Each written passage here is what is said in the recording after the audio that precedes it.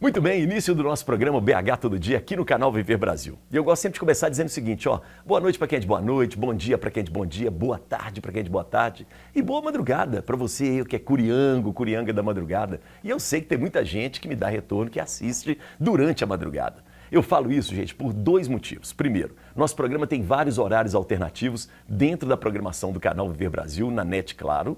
E além disso, a gente está no YouTube. E no YouTube a gente está na internet. Você pode estar no Japão agora, você pode estar na Austrália, em qualquer lugar desse mundo, a qualquer horário, acompanhando a nossa programação. Então, muito obrigado. Prepare-se, viu? O nosso programa de hoje vai ter um papo muito legal. Nós vamos conhecer dois CEOs. CEOs, nome é chique, não é? Mas o que é um CEO? Ser CEO nos dias de hoje, como é que é? Em Belo Horizonte, Minas Gerais, dá negócio? Como é que funciona isso? E administrar esses jovens, essa nova geração, que muitas vezes não quer nem ficar muito tempo no emprego, não é? Quer girar. Como é que é isso? Não é? Então nós vamos conhecer uma história de duas personalidades aqui hoje no nosso programa, tá bom? Vou te apresentar os dois daqui a pouco, porque agora, maestro, fica esperto, hein? Tô de olho. Roda a vinheta.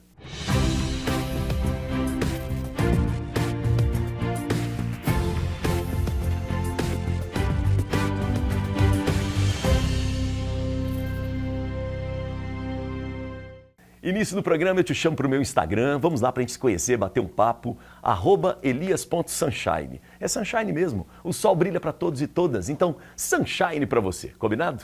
O nosso canal Viver Brasil tem várias redes sociais, mas eu também te indicaria o nosso Instagram. Canal Viver Brasil. Vai lá no Instagram, segue a gente, curte, tem foto, tem imagem em movimento, tem as novidades do canal. Nós completamos aí um ano em janeiro agora de 2023 e tem uma coisa que tenho certeza que você tem curiosidade. Você quer conhecer como funcionam os bastidores de uma emissora de televisão? Vai lá, entra lá, você vai descobrir que sem fita crepe não tem televisão no Brasil, tá bom? Muito bem, preciso mandar um alô para cidades que nos acompanham pela NET Claro, canal 9 ou 527 HD. Belo Horizonte, é claro, mas eu mando um beijo, um abraço também para cheia de histórias e cheia de jabuticaba, Sabará. Muito obrigado a você em Nova Lima, que é uma cidade muito charmosa. Betim e Contagem também nos acompanham, muito obrigado. Cidades importantes aqui para a região metropolitana. Daí a gente pega o caminho para o Rio de Janeiro. E beijo para você que está em Juiz de Fora. Muito obrigado a você que está em Patinga, no Vale do Aço. Governador Valadares, no Vale do Rio Doce também. Valeu demais. E um beijo e um abraço para o Triângulo Mineiro. Não dá para ficar de fora, né? Uberaba e Uberlândia. Agora, se você acompanha pelo YouTube, entra no chat agora, diz o seu nome, de onde você está acompanhando a programação, faça sua crítica, sugestão, vamos interagindo e vamos construindo juntos e juntas o nosso canal, tá bom? Legal demais, BH Todo Dia é uma revista, traz cultura, negócio, comportamento e é de BH para o mundo. E para ter uma revista a gente precisa de pessoas, personalidades, histórias que vão ampliando os nossos horizontes. E é por isso que eu tenho sempre convidados e convidadas. E hoje, muito bacana, dois CEOs aqui comigo. Primeiro, Rodrigo Abreu, CEO da Forno de Minas. Rodrigo, obrigado pela presença, Prazer, viu? Seja bem-vindo. Eu que agradeço. Muito obrigado bom. Pela oportunidade. Tamo juntos. E ali no palco, onde as estrelas se encontram, ao lado dele, a gente tem a presença do CEO da Laticínio São Vicentes, que já esteve aqui com o nosso colega Gustavo Gessiolo em Conexão Empresarial, né, no programa Conexão Empresarial, é o Alexandre Gribel. Tá bom, Gribel? Tudo bom, Joia, muito obrigado pelo convite.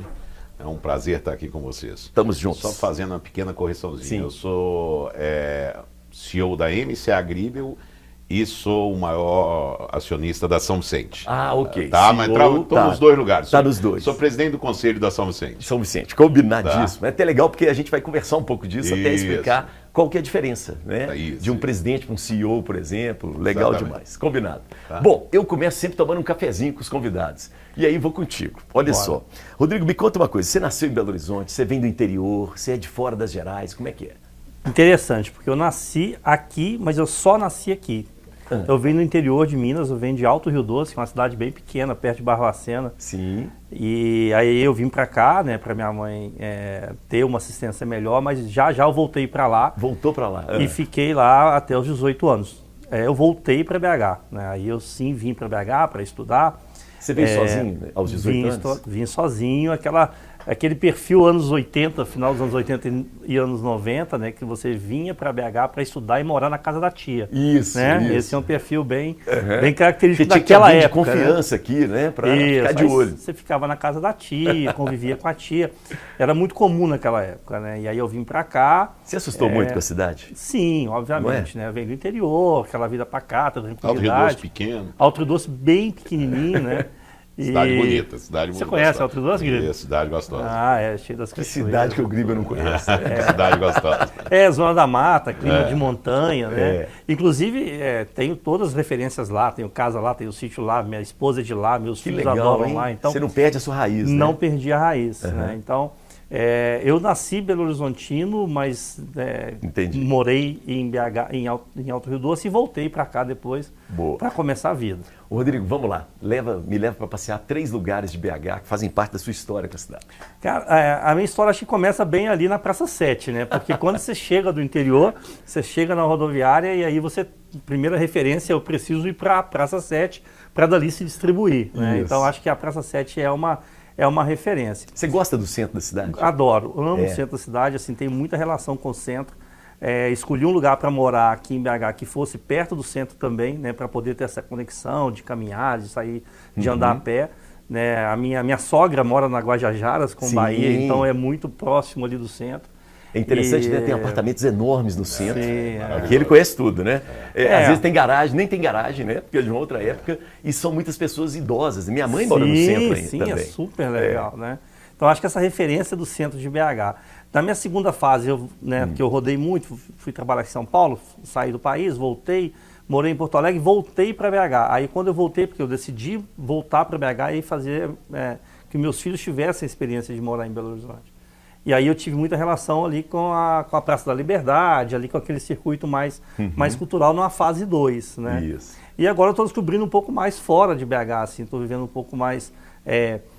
Parque dos Mangabeiros é um negócio que eu não frequentava, não era um hábito na nossa época de juventude, né? A juventude era no Parque Municipal. Era no Parque Municipal, então tem esse terceiro ambiente que agora incorpora, que eu começo a levar também os filhos para lá, para ter essa relação com a Serra do Curral. Legal. Então tem essa história. Rodrigo, você falou da Praça da Liberdade, né? Quando você voltou, você já pegou uma Praça da Liberdade diferente. Sim, não é? totalmente. O que você acha dessa mudança? Ali eram lugares, né, de secretarias e agora equipamentos culturais. Sabe que o meu irmão, ele veio para BH primeiro, ele era bem mais velho do que eu, e ele foi hippie na feira hippie da Praça da Liberdade. Eu nem sabia que era lá. A feira hippie era autêntica, lá. ali era de hippie mesmo. Ali é onde surgiu, né? Exatamente. Seu irmão então fazia artesanato. O meu irmão, ele ia lá para a Praça Estação, colocar o fio de cobre pro trem passar, amassar o cobre, e ele escrever o nome das pessoas e vender lá na Praça da Liberdade, na feira hippie. Gente, né? que eu não acredito nisso. Então, mas eu peguei a Praça da Liberdade já reestilizada, já gourmet. Né? Isso gourmetizada, mesmo. Né? E você gosta dela assim? Adoro. Fez equipamentos culturais. Acho bem legal. Acho bem legal. Acho que ali acho que a gente vai envelhecendo, ou vai ficando mais maduro. Você descobre que ali você consegue ocupar 10% da tua vida se você tiver dedicação para a parte cultural. Muito bom. Agora, voltando também, o centro da cidade, ele mudou muito, né? Hoje se fala até em fechar o centro, para ter mais calçados, as pessoas caminharem mais. O que você acha disso? Eu acho essencial, assim, quando você sai do país, né, e vai para outros países que a cultura é mais bem desenvolvida, você tem um centro mais ativo. Eu tenho algumas paixões do centro, que é disco de vinil, que é essas coisas mais roots, e eu gosto da energia do centro, né? E hoje o centro é muito mais seguro do que era anteriormente. Sim, as pessoas acham que não, mas ele é muito mais seguro. Muito hoje. mais. Eu acho até que é o lugar mais seguro de Belo Horizonte. É interessante isso, né, Gribel? Onde tem mais pessoas, tem mais polícia, segurança. Tem mais segurança. É isso mesmo. E a turma da cultura ocupou o centro, né? A Praça da Estação, é um negócio assim, aquele era o baixo centro, né? Era um lugar perigoso. A galera foi para lá e tomou conta. É um lugar que eu adoro, assim, BH, que não sei se todo mundo ama de paixão como eu amo, que é o Maleta. Né? Porque o edifício Maleta, para mim, ele é um negócio assim que você tem aquela parte de baixo do Maleta, que é super raiz ali, né? Cantina do Lucas. Aí você sobe um negócio mais cultural, com os restaurantes bem montados, ou com uns pubs bem montados. Então, você consegue ter ali os dois mundos num subir de escada rolante, Aqui não rola, né? Não, aquela escada rolante eu ia fixa. falar isso. Eu nunca vi aquele escada rolante funcionando. Não rola. E antigamente ali em cima ficava a turma mais punk, assim, né? Agora que veio a turma mais light e tal. Mas é engraçado, muito bom. Você já morou fora de Belo Horizonte, de Minas Gerais, né? Você já contou aí até Porto Alegre, né? Sim. E aí, quando sai de Minas, o que você sente saudade? A gente não consegue desconectar de Minas, né? Eu era sou muito conectado com a minha cidade natal e depois me conectei muito com o BH. Então eu morei 12 anos em São Paulo, morei praticamente 4 meses fora do país e morei 3 anos em Porto Alegre. E então boa parte da minha vida eu fiquei fora de Minas Gerais. E todo mineiro tem essa vontade de voltar. É algo que eu não vejo em outras pessoas de outros estados, essa vontade de voltar. Essa? O que é? Que saudade que é essa? Dizem que por causa das montanhas, né? Porque quando você não encontra montanha fora como você tem aqui, né? Então talvez a montanha te atrai e te faz voltar. Assim, eu não consigo abrir mão. Eu trouxe os meus filhos para... Eu demorei 10 anos para ter o primeiro filho, porque eu queria que ele nascesse em BH.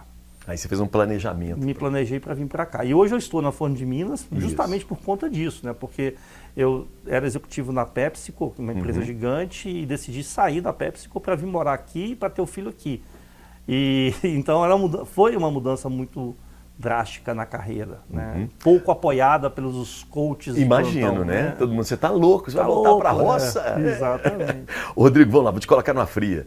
Você conheceu o Gribel agora, né? Sim. Apesar que você falou que o irmão dele, Sim, você ouve a voz dele o ligando, dia inteiro lá no lá. telefone do lado, né? E tal. Mas, pelo jeito do Gribel, você diria que ele é de Belo Horizonte? Será que ele é do interior ou ele vem de fora das Minas Gerais, hein? Eu acho que o Gribel é do norte de Minas. Norte de Minas? Ó, ele foi firme. Foi firme, assim, né? Foi firme.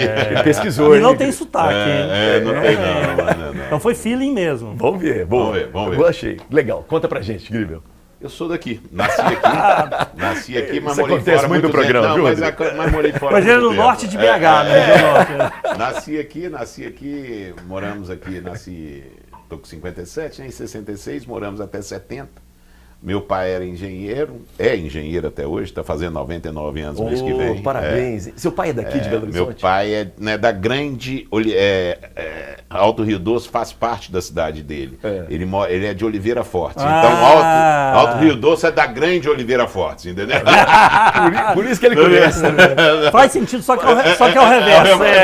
Oliveira Fortes deve ter 3 mil habitantes. Alto Rio Doce já é a metrópole. Já é 11 mil habitantes. Já é a metrópole da região, né? Alto Rio Doce, Circuito Alto Rio Doce, Cipotânea, chegando Barbacena, Oliveira. Depois vocês resolvem isso no truque, tá bom? Meu pai Seu pai é de lá. É engenheiro. E sua mãe? Mamãe era de Santos Dumont. Sim. Eles se conheceram aqui, se conheceram em Santos Dumont. Olha. Meu pai formou em engenharia em Juiz de Fora. O meu tio, irmão da minha mãe, estudou com ele foi para um baile. Em Rio Pomba, meu avô era juiz de direito em Rio Pomba. E ficou conhecendo e casou. Ficaram 33 anos juntos até minha mãe falecer. Ela faleceu em 85. Sim. Mas nós saímos daqui, papai como engenheiro, trabalhava numa empresa na época Rabelo, mudou para Manaus, hoje mesmo ele estava falando isso. Mudamos para Manaus, ele foi fazer 3 repetidoras da Embratel em Manaus, construir pela Rabelo. Isso. Moramos em Manaus um ano, eu acho, um ano, e depois ele foi para Brasília construir o aeroporto de Brasília. Que isso, E aí, filho de engenheiro, filho de militar, é mais Não ou para. menos assim, né? Isso Não mesmo. para. E aí nós fomos para Brasília, e em Brasília eu passei ou seja, de criança até minha infância até a pré-adolescência. Aí com 15 anos voltamos para Belo Horizonte. Papai, nesse momento, já trabalhava num órgão público e viemos para cá para a construção do metrô de Belo Horizonte, em 82. Sim. Mas sempre tive uma ligação muito forte com Belo Horizonte, porque minha avó morava aqui e meus tios moravam aqui. Eu tenho um primo que somos irmãos da mesma idade, é a mesma coisa que irmão, e ele sempre foi muito participativo na minha vida. Então, desde 10 anos, nós dois 10 anos, eu estava em Belo Horizonte, nas férias estava vendendo chup-chup no bairro Anchieta, engraxando sapato, ou seja, para ganhar um dinheirinho nas férias. Então, a relação com Belo Horizonte, ela sempre existiu. Boa. Vamos lá. Então, vamos passear por Belo Horizonte. 3 lugares. Olha, é difícil falar 3 lugares, né? Mas uma das coisas um dos lugares que eu vi mais modificar na cidade e que me impressiona, e sempre que eu volto me impressiona, é o bairro Anchieta, porque esse eu vi. Porque eu vinha para cá com 8, 9, 10 anos. Isso. E tinha um córrego na Francisco Deslandes e não tinha nada ali para cima. E foi um lugar onde que hoje é o Shopping Anchieta, tinha ali a casa do Nicolau, acho que era o Nicolau, tinha uma mangueira, a gente ia roubar manga. Caramba. Quer dizer, então aquilo era uma fazenda. Então aquilo hoje, até hoje, então como é um dos lugares que eu vi a modificação e que fez parte da minha infância, eu gosto Você muito tem um carinho daquela... especial Eu tenho ali. um carinho especial, foi onde que... Primeiro negócio, na verdade o segundo negócio que eu tive foi ali no bairro, que era o Catamarã, Olha, da minha mesmo? Bandeirantes ali, era um Olha. Scott Bar, eu tinha 17 anos quando montei, Famoso com demais. meus irmãos, e aí, então tem todo um carinho pela região. Então eu adoro aquela região ali. Adoro, ou seja, o Colégio Arnaldo, 3 lugares é difícil, foi onde eu estudei quando eu voltei, né? O Colégio Arnaldo tem muita história ali. E é lindo aquele prédio, né? Lindo. E é lindo o prédio, né? E tem muita lenda sobre o prédio, né? Túnel que une o isso. Colégio Arnaldo ao Sagrado Coração, né? Ali, pô, eu já dormi na sacristia para ver se tinha achado o túnel e não achei o túnel. Só ganhei uma suspensão no outro dia quando acordou. Então, tem toda a história do Colégio Arnaldo Que ótimo. me remete o Colégio Arnaldo, aí você pode me permitir 4 Bora. lugares. Vamos lá. Me remete à Rádio Cidade. Ah, Porque é onde a gente ia matar aula. cara, procura catacumba no colégio e mata aula na Rádio Cidade. Você continuar o programa. A Beth era a louca, tinha um programa na rádio, a Beth Maia, né? Isso mesmo. Nunca mais tinha um programa. E a gente ia muito pra lá e acabou que eu sempre gostei de música, Que e barato, mexia com cara. música, e acabou que a gente tinha uma convivência ali com a Rádio Cidade. Então aquela região era um lugar... Que era uma rádio jovem. Era uma né? rádio jovem, era um lugar legal. Mirante era uma rádio, era um Muito lugar... legal. Era um lugar legal para ir. Então tinha Tô essa... tentando me lembrar do adesivo, parece que era o Horizonte Belo Horizonte. acho que era... lindo. Que tinha essa coisa de distribuir adesivo de rádio, distribuir né? adesivo de rádio. Promoção, né? E o centro da cidade. Eu sou apaixonado com o centro. Eu nunca morei no centro, nunca. Meu pai morou depois que minha mãe morreu, mas eu acho que o centro, ele traz a realidade do que é a cidade, das pessoas. Ali eu brinco o seguinte, toda vez que eu estou muito feliz, eu estou muito triste, eu vou ao centro. Porque eu consigo ver pessoas que deveriam estar piores que eu quando eu estou triste. Que deveriam estar. Pessoas Tem passando tudo pra tá tem mal. tudo para estar e tão bem. Também, né? E o contrário também. Então eu tenho uma relação com o centro Interessante. muito forte. Se eu estou com um problema, eu saio do meu escritório no Belvedere, eu saio do meu escritório, pego o carro, paro no centro e fico sentado na Praça 7 olhando e tomo um café. Porque eu falo assim, a relação, ali é onde pulsa a cidade. Então eu sou apaixonado com o centro de Belo Horizonte. Eu diria mais do que a cidade, o estado. O estado. Ele lembrou aqui, as pessoas chegam ali. Chegam ali, não é? chegam ali. Ou seja, Ali é a cara de Minas, e eu né? que mexo até hoje no mercado imobiliário, é o que você disse. Essa migração do interior para Belo Horizonte, ela é muito grande. Então, e geralmente as pessoas buscam morar no centro. Isso, porque que é mais prático, na cabeça de todo mundo é mais fácil. A Isso. filha ou o filho vem, está perto de escola, tem ônibus fácil, está perto de qualquer coisa, para ir para rodoviária, para voltar para a cidade. Então, eu adoro, acho que o centro de Belo Horizonte, eu li rapidamente uma reportagem, ouvi alguma coisa na televisão ontem ou antes de ontem, aí, que o nosso prefeito Fuad está querendo mexer no centro de Belo Horizonte, né, ele dar uma tem um projeto. revitalizada. O Parque Municipal está no meio. Parque Municipal. Eu adoro. Eu vou te falar, eu converso muito com o Gabriel, presidente da Câmara, que é um entusiasta, mora no centro. Para mim, um dos melhores lugares que eu acho, uma vista linda para a Igreja de São José. A casa dele, para mim, é uma delícia ali.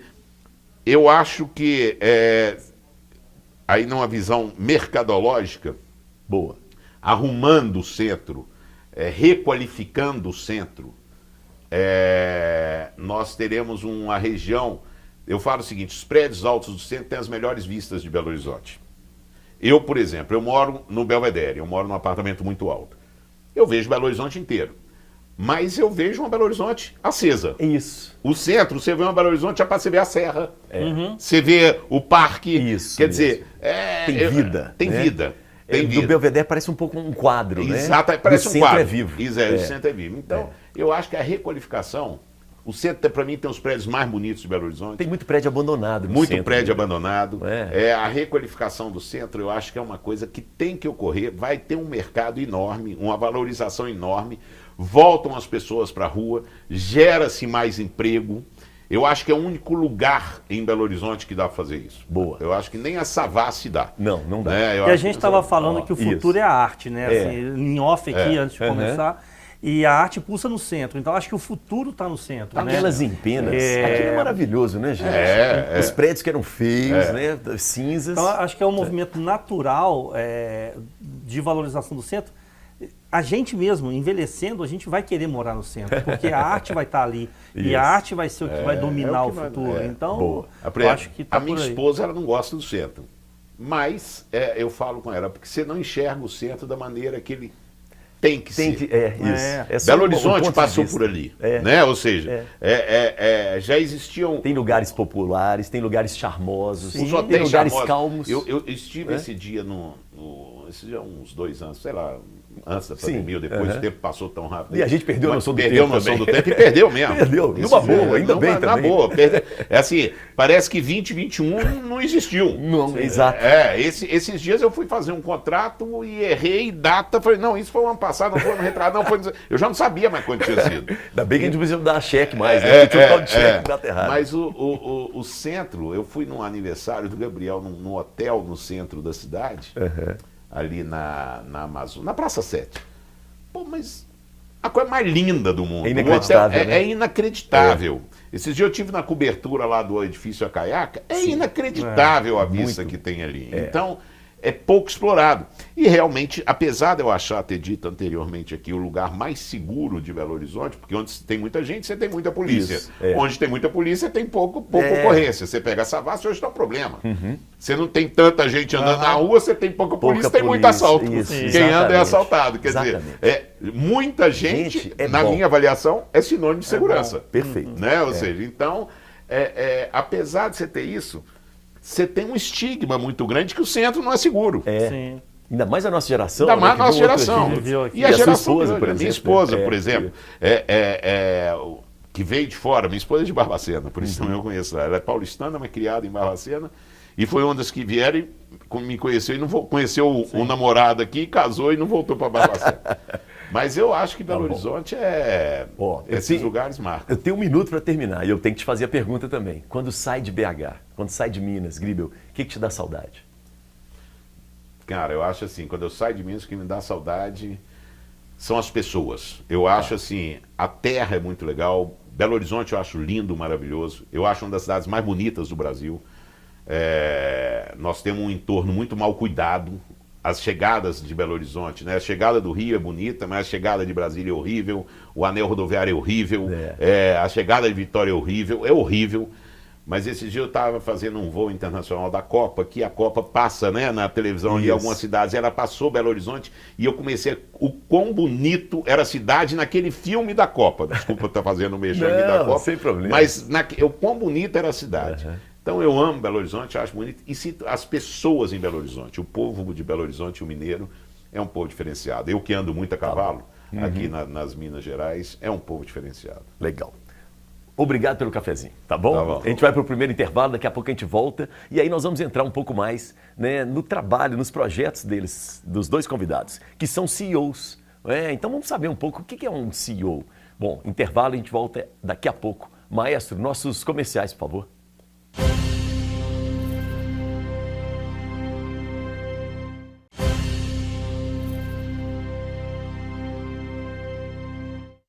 Muito bem, estamos de volta, o segundo bloco do nosso programa, que é o BH Todo Dia. E aí eu vou começar contigo, Rodrigo.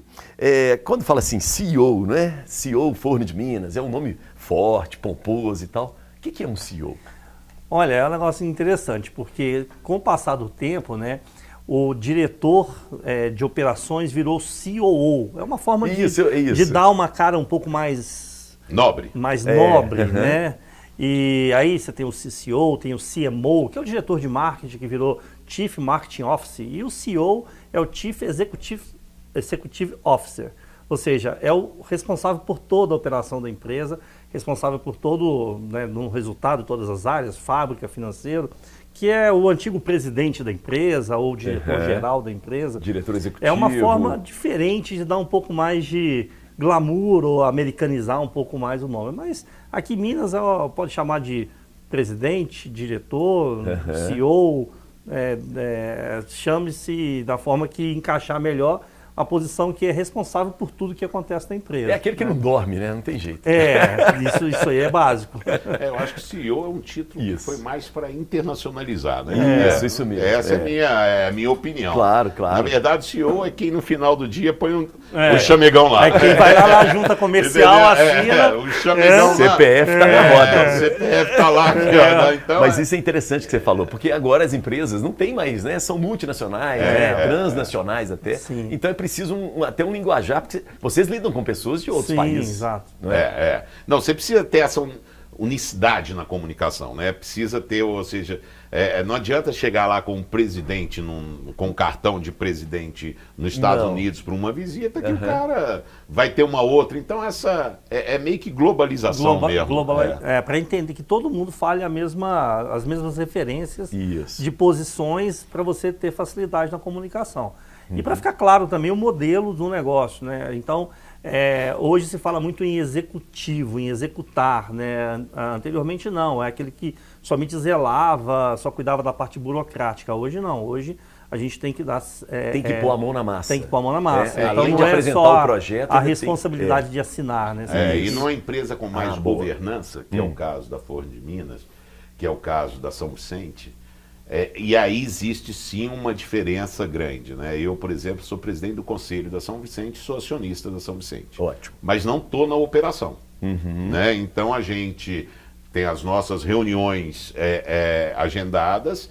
Como nós temos um conselho formal, e nesse conselho, eu como presidente do conselho, sou o principal acionista, a gente acaba dando algumas diretrizes e o CEO acaba executando essas diretrizes que o conselho definiu. Gribel, essa divisão é importante? É muito importante. Por quê? Porque eu acho que o CEO, eu tenho uma frase que eu falo aí, que norteia a minha vida, que perder o medo de perder é condição essencial para quem quer ganhar. E em tudo na vida. Isso em tudo na vida para mim. Então, se a minha filha vai pegar um ônibus para ir para o centro, eu não posso ter medo do que vai acontecer, senão ela não vai pegar o ônibus. Se ela não pegar o ônibus, ela não vai aprender a andar. Isso mesmo. Então, no minha veia empreendedora, eu não tenho medo de arriscar e perder. Então, e o CEO, ele tem que ser o cara mais seguro. Mais seguro, isso. Então, essa é a grande diferença. E é importante que seja diferente. É importantíssimo. Hoje, na São Vicente, nós temos uma empresa que é líder de mercado. Hoje, no mercado que nós atuamos, de queijos premium, nós somos líder de mercado, nós somos a principal empresa no Brasil, temos o maior share em vários tipos de produto. Uma empresa aí que cresceu muito nos últimos 4 anos, porque tem um CEO, que eu reputo a ele e a equipe dele, né, que segurou todas as ideias boas ou malucas que aquele conselho teve. O conselho é para isso. O conselho é para isso. Ter ideias e o mesmo, CEO, né? nessa engrenagem é importante, porque ele filtra e sabe como executar. Isso. Então, hoje na minha empresa, na minha outra empresa da área imobiliária, que eu, enfim, me intitulo CEO porque eu sou quem executa. Boa. Legal, entendi. Se sou quem faço, executo, eu não tenho a governança, eu sou realmente só o cara da caneta ali no final. Então você compreende a missão do CEO da outra empresa. Eu empresa. acho que uma empresa hoje, eu na minha imobiliária, que é uma empresa hoje mais enxuta, né, no meu segmento imobiliário, que sou muito mais enxuta, eu cheguei a ter 600 corretores. E nessa época, a gente tinha uma governança. E eu fui CEO de uma grande empresa nacional aqui. Era a minha, vendi para essa grande empresa e era o CEO em Belo Horizonte. Mas eu acho que a importância é total. Eu acho que uma empresa, a partir de um tamanho, se ela não tiver esta governança, ela está fadada, ninguém faz nada sozinho. Isso. Na minha opinião, ninguém é inteligente o bastante para fazer nada sozinho. Ainda bem, né? Então a razão é o que a gente estava falando, para mim está no meio, está no equilíbrio. Então você tem um doido, que ali é o conselho, que está ali conversando. Não está no dia a dia da empresa. Não está no dia a dia da empresa. E você tem um cara daqui que vai pesando no conselho ali, que é o que você deve fazer muito. Pô, não é assim, não é isso? Tá legal essa ideia. É que você falou do Helder aí. Helder, você nem vai ter uma empresa dessa maneira e nem dessa maneira. É isso mesmo, né, Rodrigo? É porque as empresas, como o Grilo falou, a empresa cresce e a complexidade aumenta, né? Vamos dar o exemplo da Forno de Minas, né? A Forno de Minas era uma empresa pequena que foi crescendo, crescendo, crescendo. O Helder vendeu a empresa para uma empresa americana que trouxe para cá os conselheiros ou um grupo de executivo que não conhecia o negócio, pessoas que não tinham conhecimento do mercado de pão de queijo, do mercado de Minas, né, mineira, da cultura e como levar isso para fora. E eles optaram em seguir com o negócio da forma que eles, americanos, tinham para tocar uma empresa de snacks, que eles falavam. Né? Ah, tá. E não até deu a dificuldade certo. de entender o produto também, né? Isso, né, o que aconteceu foi, 10 anos depois, o Helder recomprou a empresa. Né? É um fato raríssimo isso, que eu não conheço outro fato de um empresário. Criar uma empresa, desenvolver uma empresa, vender uma empresa e depois recomprar a empresa. Né? E, então, o que aconteceu foi essa ruptura total. Né? Total. Você tira toda a família, todo o histórico, todo o DNA, você tira as pessoas, os diretores e tal, e você atribui isso a outras pessoas como executivos, como profissionais para tocar o negócio sem o conhecimento. É interessante, só rapidamente, Rodrigo, porque nós, consumidores, sentimos isso na ponta. E hoje, a Forno de Minas teve uma época que ela sumiu. E há 5 anos... Piorou. Piorou. E aí há 5 anos o Helder decidiu vender novamente a Forno de Minas. E não fez da forma que ele fez anteriormente. Por quê? Dessa vez ele ficou 4 anos, né, onde essa empresa canadense que comprou 49% da Forno de Minas, trabalhando junto com a Forno, junto comigo, junto com os demais diretores, durante 4 anos, eles conhecendo a cultura através de mim, através do Helder.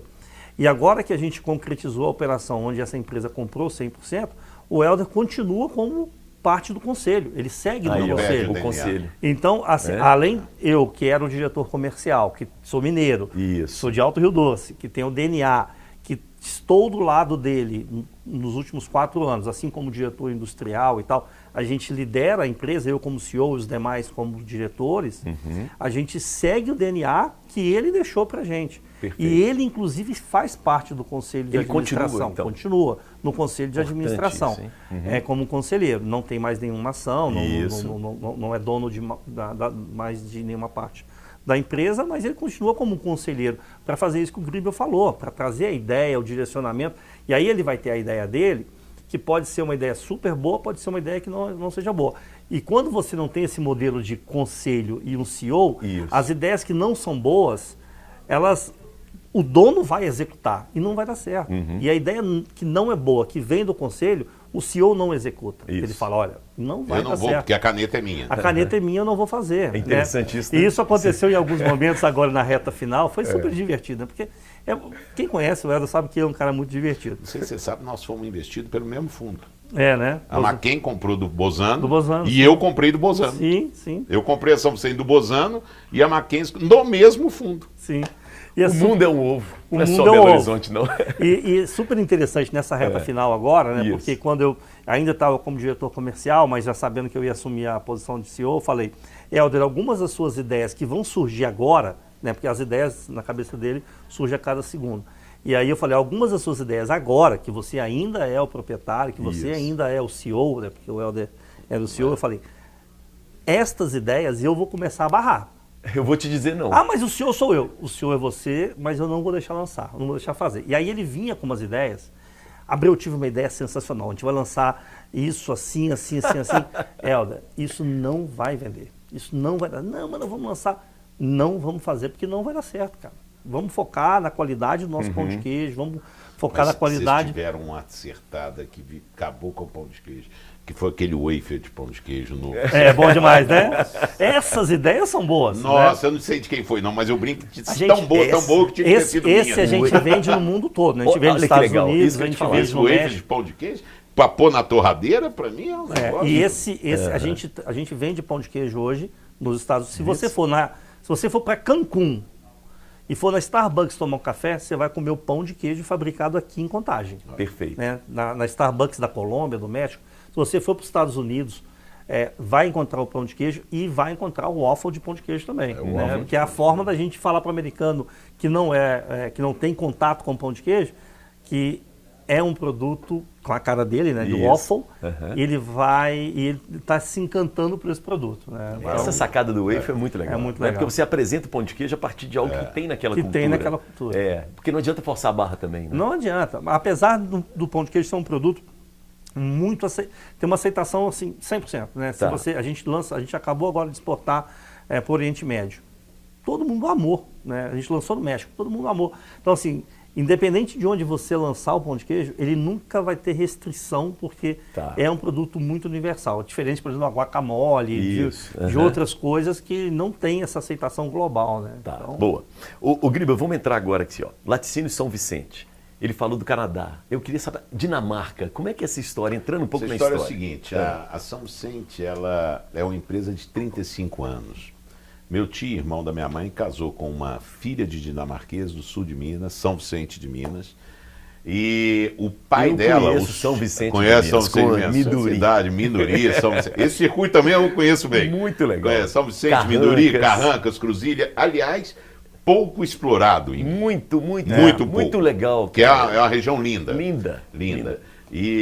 Mas aí ele casou com a dinamarquesa, com a filha dinamarquesa, que veio para o Brasil, realmente me falhou quando, mas nos idos aí de 1900, lá no início. Isso. E ele trabalhava numa Laticínios, fazia os queijos finos, e ganhou na loteria na época. Ele trabalhava em Minduri, ganhou na loteria na época. Não, você ganhou mesmo na loteria? Ganhou na Loteria Federal. E montou a Campolino, que era uma indústria de queijo chamada Campolino. Gente. E depois ele faleceu, um genro dele assumiu a presidência. Num determinado momento, meu tio assumiu a presidência. E aí ficou lá e venderam depois a Campolino, depois de muitos anos, para Poleng, que era uma outra empresa também, né, de laticínios. Meu tio cumpriu o prazo de no compete e em 94, ele aos 65 anos, salvo engano, um homem que já estava com a vida feita, um homem de sucesso, foi presidente de grandes companhias, CEO de grandes companhias, tanto na área de engenharia como na área de lácteos. Ele resolveu começar um desafio de novo aos 65 anos e montou a São Vicente. Inicialmente para fazer só o queijo camembert, de mofo branco. E o negócio foi crescendo. O Paulo Gribel, que hoje é o CEO da empresa, ele assumiu junto com ele, venderam para o Bozano e foram crescendo muito. E eu sempre acompanhei, minha relação com esse meu tio, meu segundo pai, sempre foi muito grande. E nós passamos, e aí em 2019 surgiu a oportunidade, o fundo estava desinvestindo, ainda bem que vendeu bem para Maquem, porque aí, como vendeu bem para Maquem, sobrou espaço para eu negociar melhor com o fundo.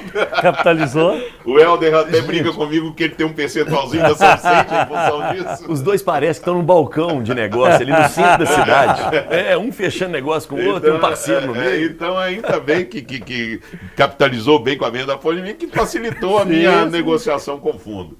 Ele estava desinvestindo, precisava desinvestir e eu comprei. Eu me tornei... Você nunca tinha entrado na São Vicente? Nunca. Como negócio? Nunca. E a São Vicente era uma empresa que naquele momento vinha passando, como várias empresas, um momento difícil. E eu entrei como...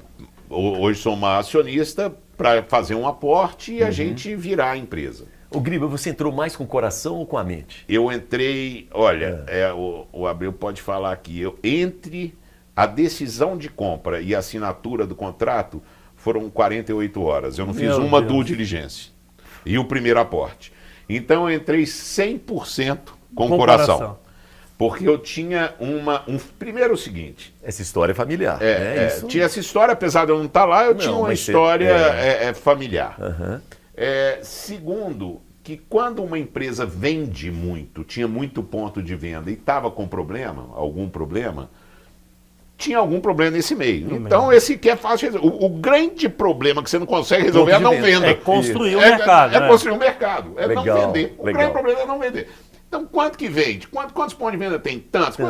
Então, esse problema já está resolvido. Esse aqui é mais fácil. Né? Então, eu cheguei em casa, falei com minha esposa, olha, comprei a São Vicente. Ela virou e falou assim, mas como? Eu falei, já assinei o contrato. Não, você não me consultou? Você não antes? me consultou. Mas a única condição, e aí eu vou te falar qual é a importância. Eu sei das minhas limitações, talvez seja uma grande característica que eu tenho, e eu acho que as pessoas têm que ter, como empresário, né? O grande desafio. Eu sabia que eu não iria conseguir fazer nenhuma virada e nenhuma gestão profissional na São Vicente. Eu não tenho essa capacidade. Ilusão. Ah, tá. Capacidade. Não tenho essa capacidade. Não é sua praia. De ser um CEO. Eu não tenho essa capacidade numa empresa complexa, com muitos funcionários, indústria muito complexa. Alimentícia, um ramo diferente. Né? Administrar pessoas eu sei, administrar uma indústria eu não saberia. Boa. Então o que eu fiz? Eu fui atrás de um cara da minha confiança, que era CFO de uma companhia.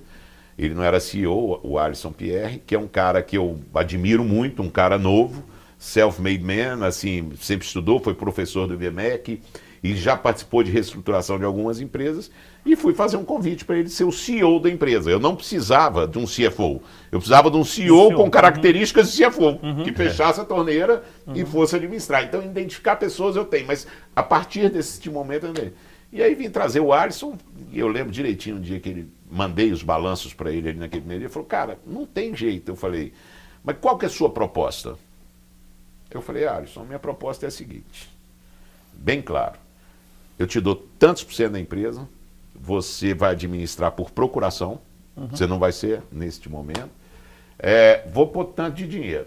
Se você quiser ganhar um mês, você come o dinheiro todo. Se você quiser ganhar um ano, você divide por 12. Você vê quanto que precisa ganhar e você me faz uma proposta de que você quer ser CEO. Ah, boa. Então, ele entrou muito comprometido e o trabalho dele com o Paulo, meu primo, que é o CEO da empresa, CEO da empresa, e meu, até aí como presidente do conselho, é isso que ele fala. Eu desde o dia que eu entrei, eu já quis lançar uns 30 produtos. Sim.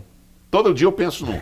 Nós agora vamos lançar pessoal, já vou fazer uma propaganda aqui. Vamos lá, que vai ser o primeiro queijo coalho direto para airfryer, assim, o palitinho, um negócio bonitinho. Então, vamos lançar agora.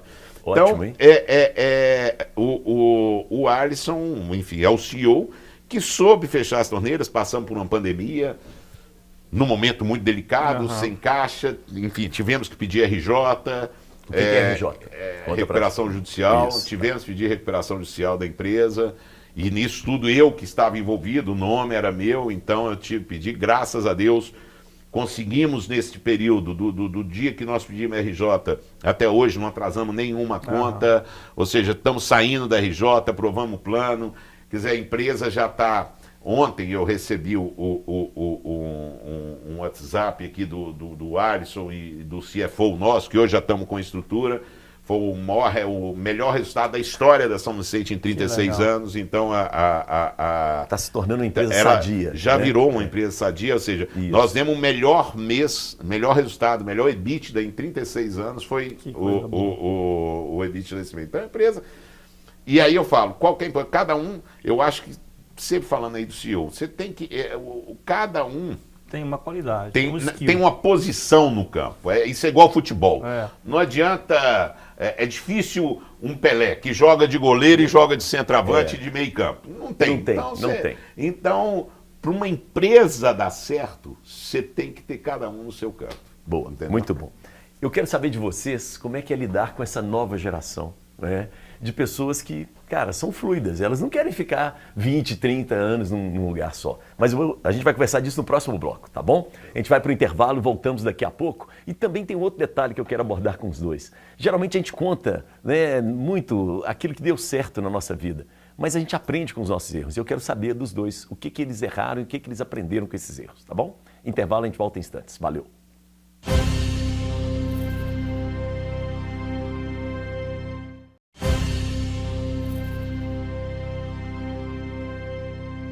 Muito bem, o tempo passa, o tempo voa. Esse é o último bloco do nosso programa. E na sequência, aqui na programação, você vai continuar ligado com a gente. Sabe por quê? Porque tem o meu querido Fernando Rocha. Ó, beijo pra você, Fernando. Muito bacana, ele faz saúde e bem-estar, que traz saúde, mas um conceito mais amplo, né? Que vai além do corpo, vem a mente, a alma e por aí vai. Então, muito legal mesmo. Aliás, os conteúdos do canal Viver Brasil ficam à sua disposição no YouTube, canalviverbrasil.com.br, que é o nosso site também, YouTube site, você vai lá e confere, tá bom? Muito bem, Rodrigo, vou começar contigo. não tem jeito, né? Uma empresa tem que se renovar. Sim. Chegam jovens. Eu sou professor universitário na área de comunicação, mas o perfil é um pouco parecido. Essa turma tem uma outra relação com as empresas, né? Sim. E aí, como é que você lida com isso? Acho que o primeiro ponto é você abrir a mente e entender as gerações que você está convivendo. E a função hoje da liderança é estar presente no dia a dia das pessoas e para você identificar isso e não influenciar, não trazer, né? Você pode trazer a sua experiência e deve trazer a sua experiência, Sim. mas você não pode negligenciar a experiência de quem está chegando agora, mesmo que seja praticamente zero. Um palpite, Um uma palpite. ideia. Então, né? assim, estar presente com as gerações, as novas gerações, faz com que a gente fique mais moderno. A gente estava discutindo há pouco agora do waffle, pão de queijo. Né? Esse é um produto que, se eu fosse um executivo da velha guarda, Isso. cabeça fechada, a gente nunca toparia lançar um waffle no formato, um pão de queijo no formato waffle. E, então isso vem das novas gerações. Então acho que é papel nosso como líder entender, compreender não só o consumidor, mas também o colaborador, porque eles trazem muita coisa boa e eles são muito mais ativos do que nós éramos lá atrás. O nome é são até diferente. muito mais corajosos. Não né? é empregado, ele é colaborador. É um colaborador. A gente chama colaborador porque eles, de um modo geral, todo mundo colabora para o resultado total da companhia. E essa juventude que está chegando agora, ela é muito mais aberta. Nós, eu não sou tão velho assim, eu tenho 50. Não. Mas a gente, quando começou a carreira, a gente tinha medo do presidente, a gente tinha medo do diretor. Não tinha nem respeito, era medo. Né? Exatamente. E hoje isso não acontece, porque hoje nós, né, na liderança, a gente trafega em todas as áreas da companhia e da mesma forma. A informalidade, né, os CEOs antigamente usavam terno e gravata. Né? Hoje eu uso tênis, uso calça jeans, camisa polo. As salas de reunião muito são diferentes, igual, a gente né? se veste igual, a gente fala igual, a gente gosta das mesmas coisas. Então aproxima muito. Anteriormente tinha esse conflito de geração porque as gerações de liderança tinham aquela necessidade de separar. Olha, eu sou o diretor, eu sou o presidente, eu tenho que ser diferente. Né? E hoje não é assim, hoje é o contrário. Eu sou o presidente, eu sou o diretor, eu tenho que ser igual. Né? E isso aproxima e faz com que as pessoas, os jovens, de todas as gerações, possam contribuir para o negócio. Isso que faz enriquecer. Né? Então, não fechar a cabeça, não imaginar que você está no patamar ser inacessível, isso é muito ruim para o negócio. Você tem que estar presente, porque tem muita ali pulsa. Isso. Né? A juventude pulsa. E se você não deixar pulsar, eles vão embora, vão para outro lugar. E eles absorvem mais informação do que a gente. Né? Tem capacidade de processamento de informação, eles conseguem processar muito. Então, você acaba tendo ganhos, né? Você consegue ganhar tempo, porque você vai falar com eles de redes sociais, marca, marketing, produto, inovação. Ali tem muito insight, né? E antigamente a gente fazia focus group, né? Chamava muito consumidor. Hoje, né, você vai no contato com os seus colaboradores da base. Nas redes sociais já sente isso, né? Já dá para medir, né? A gente tem um programa lá de jovem aprendiz, que a gente leva, jovem mesmo, 15, 14, 17, 18 anos, para trabalhar com a gente. E assim, é a nossa fonte de inspiração para coisas muito disruptivas, assim, como o waffle pão de queijo, um exemplo. Foi meio testado com essa turma. A gente pergunta para eles, né? E eles, por que não, né? E, então, acho que essa mescla, né, da tradição com a inovação, isso é que traz a Furnas de Minas para o patamar que ela está. Né? A gente é muito tradicional quando fala de receita, quando fala de sabor, de qualidade. A gente faz o próprio queijo, né? A gente vai lá, tem um laticínios, produz o próprio queijo para cuidar da qualidade, do sabor e tal. Então tem toda essa tradição. Mas a gente também precisa inovar, né? A gente agora está lançando, primeira mão também, já que você lançou, Opa, vou lançar bora lá, outra. mais um furo. A gente está lançando uma linha de pão de queijo para air fryer, né? Específica para air fryer. Recheado com doce de leite, É o recheado novo com... negócio. É o novo negócio. Tem que fazer um com gorgonzola. Se não faz gorgonzola, compra. O Blue Cheese, Não, mas depois nós galera. vamos trocar, porque eu também vendo queijo, né? A gente vende ascendente de queijo. Os dois são dois vendedores de queijo, no fundo é isso, viu? No Mineiros. fundo somos dois vendedores. Ô, Rodrigo, eu vou aproveitar essa interrupção, porque é o seguinte, você falou muito das características positivas, mas o que tem de dificuldade nessa turma, assim, que você acha que precisa melhorar? Isso é importante também. Eu acho que a juventude, até um recado para a juventude, precisa ser um pouco mais resiliente, né? porque na primeira dificuldade, tem que aprender a vencer a primeira dificuldade, não abandonar, né? Olha, tive uma dificuldade aqui, essa juventude tende a não resolver a dificuldade, tende a ou trocar de emprego, ou dar um tempo para trabalhar um período, enfim, ou ir, né, trabalhar de Uber, enfim. Perfeito. Essa resiliência, porque é um momento transitório, né? E as dificuldades vão acontecer, e nem sempre o líder tem a mesma cabeça que eles. Então, esse conflito de geração, eles têm que reconhecer o lado do líder mais sênior, ou que viveu outras gerações. Assim como a gente tem que reconhecer que eles são mais júniores e estão com um perfil diferente. Boa. Né? Gribel, vamos entrar nisso aí, essa geração nova. Eu concordo aí do aspecto positivo 100% com o que eu... Você aprende muito com essa turma? Aprendo, eu vivo aprendendo. Eu tenho 57, mas sou uma criança. Eu falo que eu não sei nada. Eu gosto de aprender todo dia, eu tenho 20 anos de idade, eu brinco. Mas eu acho que o grande problema do jovem está mudando. Né? Eu sinto o seguinte, o mundo ficou muito veloz. E as pessoas estão muito, é o que se disse, as barreiras, as pessoas querem subir de elevador. E eu sou uma pessoa de frases. Quando você sobe de elevador, você desce de elevador. Porque você não vê o quão sacrifício você fez para subir. Quando você sobe de escada, você olha para trás e fala, poxa, eu já subi 5, eu vou ter que descer 1, cansa. Então hoje, você pega jovens, e eu vejo isso muito acontecendo, já vim com sobrinhos, e procuro passar isso para minhas filhas. Eu tenho 2 meninas, que a vida é feita tudo tem a hora certa para acontecer. Então você vê jovens aí com 23, 24, 25 anos, formado com mestrado, doutorado, pós-doutorado.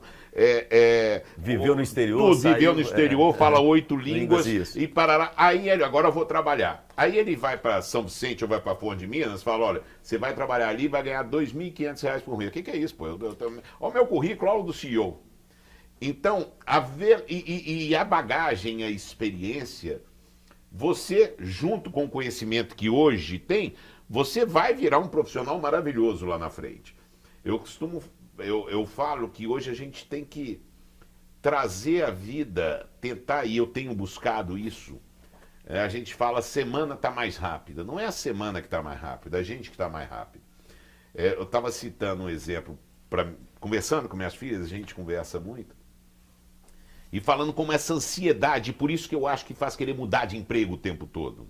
É ansiedade de querer ganhar, ansiedade de comprar. Aí vê na internet, no Instagram, que o cara lá do Instagram, lá o influencer, que eu não sou contra, que o influencer de hoje é o artista do passado na televisão, só mudou a mídia, né? Então, mas vê o cara que antigamente a Xuxa ganhava dinheiro, ninguém sabia que ela ganhava. Hoje o cara ganha, põe a Porsche, põe a Ferrari, se expõe o tempo todo. Então, o cara com 22, 23, 25 anos, com isso tudo, ele quer ter isso rápido. Então, eu falo que a gente vive a síndrome dos 5 segundos. Tudo tem que ser rápido. E a gente tem que diminuir a velocidade, né? Tudo tem que ser rápido. Não sei se nós somos mais ou menos da mesma faixa etária. Antigamente, para pagar no posto de gasolina com cartão de crédito, demorava 5 minutos. O cara pegava o seu cartão, abria um catálogo dessa largura, via se estava lá, ligava para ver se ontem não tinha dado problema, pegava uma maquininha que nunca passava da primeira vez, né, embolava uns 3 papéis, escrevia e você ia lá, assinava, demorava entre 3 e 5 minutos. Hoje você pega o seu cartão com o celular e põe na máquina, aí tá lá processando, 3 segundos, você fala, tá com algum problema a sua máquina? Então, quer dizer, é a síndrome dos 5 segundos. Então, eu acho que isso faz com que as pessoas ficam muito ansiosas em querer crescer, em conquistar a Ferrari, o Porsche, e não sabem que para você... e mais uma vez, quando você sobe de elevador, a história nos mostra, e hoje nos mostra, você desce de elevador.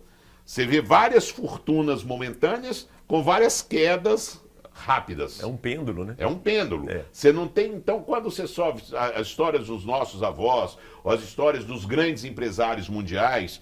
Todos subiram de escada. Não chegaram lá em um mês, em 10 dias. Então eu acho que o que a gente precisa, e acho que o mundo vai voltar para isso, vai voltar não, vai ter uma desglobalização. Eu acho que isso veio com a globalização, né? Eu lembro a primeira viagem para o exterior que eu fiz, eu tinha 20 anos, 18 anos, 19 anos, quando eu andei para os Estados Unidos. O aeroporto era uma novidade, né? Só de ir ao aeroporto Não, era legal. Não, só de você ir do aeroporto, a hora que Isso. você pegava o avião e chegava no aeroporto em Miami, olha aqui. Hoje você chega, a mesma loja que tem aqui, você tem lá, o Starbucks daqui você tem lá, a Hudson daqui, e você vai para a Até pão Alemanha. de queijo a gente tem. Até não, isso, você vai para a Alemanha, para onde você for, tudo igual. Então perde perdeu. Claro. Eu acho que a gente vai começar, eu tenho começado a sentir um movimento, eu não sei se baseado em nada, eu Na estou sua falando, percepção. na minha percepção, dessa, vamos buscar um pouquinho, né? Dar uma voltada, vamos buscar Andar de bicicleta. Andar a pé. Por exemplo, tem uns amigos meus que fizeram agora um passeio para Alemanha, Itália, sei lá, que foram 20 dias pedalando. É. Então, quer Belo dizer, Horizonte, o centro da cidade, por exemplo, o projeto é andar de bicicleta. E aí eu acho que é o problema do jovem. E aí não é só nas empresas, é na vida. E aí vem a depressão, aí vem eu, por exemplo, eu particularmente, só para encerrar, eu que tenho essa velocidade e essa competição, né?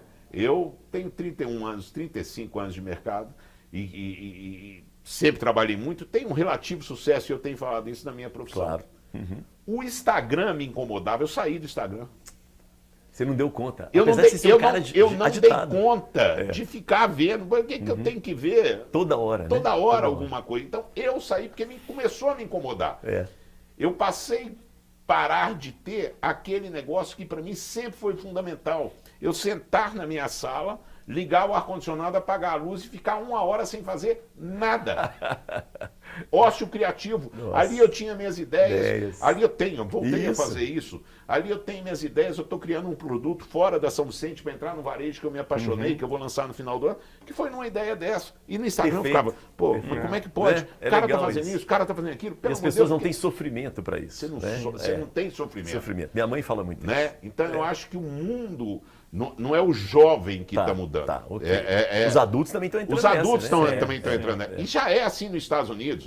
Nos Estados Unidos, se você fica mais de 2 anos na empresa, você não é bem visto. Sim.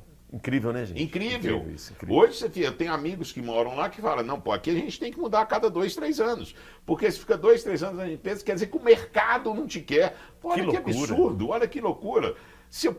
É melhor eu ter carreira numa empresa e olhar para trás. Eu acho que o grande problema, as pessoas hoje não estão olhando para trás. Não importa o que eu fiz para chegar aqui. Não importa o que eu faço para estar aqui agora. Amanhã... É outra história. Tá bom. Vamos entrar nos erros. Né? Vou começar contigo, Rodrigo. Algum erro, né, na sua vida, assim, né, na sua vida em geral, que você, assim, que te levou para crescer, que você aprendeu com ele? Tem uma brincadeira que eu sempre falo lá com a minha turma, porque eles falam que eu sou muito autoconfiante, né? Eu falo várias vezes. A única vez que eu errei foi quando eu achei que eu estava errado. Mas brincadeira da parte, assim, eu tive... não é um erro, acho que a gente consegue até evoluir mais quando você comete um erro, mas o fato de confiar demais talvez tenha sido um erro que eu cometi na minha vida profissional. Sim. Esperar que o outro lado, ou sócio, no caso uma empresa que eu comecei a distribuir produtos, enfim, eu confiei e montei um negócio que era o negócio dos sonhos para eles. E ainda não era o negócio dos sonhos para mim. E o negócio foi muito bem. Só que foi tão bem ao ponto deles me minarem e me tomarem o negócio. Então eu confiei e fiz, né, pensando no meu futuro, mas pensando no negócio deles. E eles não enxergaram assim, enxergaram no ponto, é tão bom que eu vou tomar. Sim. Né? Então acho que ter confiado... Né? Acho que o mineiro dizem então, que o ser mineiro nessa hora é bom. Faltou aquela dosezinha da mineiridade. Da mineiridade, né? Sim. Legal. Então, eu acho que, mas de fato, aquilo não foi um erro, aquilo foi um fato. Sim. Né? Mas te ensinou. Que ensina, que você acaba, né, enriquecendo muito. Então, eu, assim, erro não é. Tá. É uma situação Sim. que você talvez não tenha aquilo que você planejou. Mas passado isso, quer dizer, você acaba acumulando essa experiência e usa isso com... Boa. Faltou, é o que você falou, faltou um pouquinho de mineridade. Né? Gribel, e aí? Mais uma frase. Eu prefiro pedir desculpa do que com licença. Então, ou seja, eu acho que o erro faz parte, né? Eu lembro quando minha filha tinha 4 anos, a mais velha, 5 anos, ela é muito perfeccionista, igual a mãe. E já era, isso nasce, né? E quando ela errava alguma coisa, ela sofria. É cruel, né? Ela se cobrava. Se cobrava. E eu passei a errar o caminho de casa de propósito, ela com 5, 6 anos. E falei, pô, papai esqueceu o que é pra casa. Tá vendo? Errei, filho, errei. Pra mostrar que errar é bom. Então, a gente aprende com os erros, né? Agora, o maior erro que eu acho que eu cometi na vida, e esse foi um erro grande, eu acho, todo mundo tem que achar que é bom naquilo que você faz. Eu acho que você tem que achar que é bom nisso que você faz, como professor, como apresentador, Rodrigo como CEO, eu como CEO do empresário, tenho que achar, eu tenho por obrigação achar que eu sou bom. Porque se eu não achar que eu sou bom, ninguém vai achar, né? Eu olho pro espelho todo dia, acho que eu tô forte, bonito, lindo e novo. Então eu tenho que achar e vamos embora. Você só não pode ter certeza. Ah, boa. Porque quando você tem certeza, você para de ouvir os outros. Então a hora que você tem certeza, aí você para de ouvir. E eu tive certeza. Você teve certeza em alguns momentos. A gente tem, né? Quando eu montei minha empresa, eu não achava que eu era bom. Eu tinha certeza, foi na época até do Eduardo, que eu era bom. E isso foi o maior erro que eu cometi. Porque eu parei de ouvir os outros, eu parei a ser mais corajoso, passei a ser mais corajoso que eu era e errei violentamente. Assim, foram talvez aí os 5 piores anos profissionais da minha vida, e que se eu não tivesse uma mulher por trás me ajudando, eu não estaria. Mas foi um erro enorme. Então, mas você aprendeu com isso? Mas aprendi. Eu aprendi a não ter certeza que eu sou bom. Eu acho que eu sou bom, mas eu não tenho certeza. Muito legal. As palavras têm poder, né? Quando eu acho, eu ouço crítica. Isso. Né? Eu tenho certeza que a minha esposa, minhas filhas irão me criticar desse programa. Falei alguma coisa que elas vão me criticar, os meus sócios irão me criticar e eu vou falar, errei. Ótimo. Vou te dar uma dica sobre acho. Noel Rosa, quem acha vive se perdendo. E a gente vai se perder mesmo. Né? Então, eu já peço desculpa para quem achar que eu errei, mas eu errei tentando acertar. Mas foi didático, muito bom. Ó, chegamos ao final, né? E eu queria, assim, que você deixasse os contatos, né? Fique à vontade, se é da empresa, pessoais, o que vocês quiserem, fique à vontade. Eu deixo o contato da Forno de Minas, né? No Instagram da Forno, conhecer as novidades, a gente tem um monte de projeto legal chegando. E é a mineridade, né? A Forno, como eu disse aqui, ela tem Minas no nome. E quando eu mudei para BH, eu mudei porque eu queria trabalhar em BH. Você falou. E eu consegui chegar numa empresa que tem Minas até no nome. Então, né? Eu acho que nós, como mineiros, a gente deve ajudar as empresas daqui, como a São Vicente, como a Forno de Minas. E é uma empresa que está global, né? No mundo todo a gente consegue encontrar pão de queijo Forno de Minas. Então, vai lá no Instagram, curte e vamos levar Minas para o mundo. Muito bom. Obrigado, viu, Rodrigo? Parabéns. Tá? Muito obrigado pelo papo aqui. Excelente. Tá bom? Legal. Gribel. Deixa eu contar. São Vicente também, Instagram, nosso site. E Queijo São Vicente, Instagram.